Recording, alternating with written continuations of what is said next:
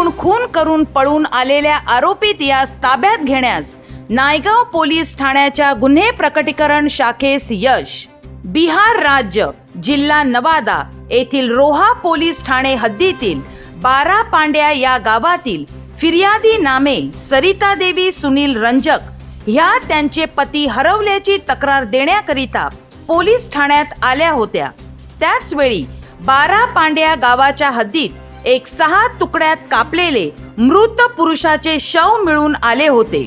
सदरचे शव फिर्यादी सरिता देवी रंजक यांना दाखविले असता सदरचे शव त्यांच्या पतीचेच असल्याचे फिर्यादी सरिता देवी रंजक यांनी ओळखले.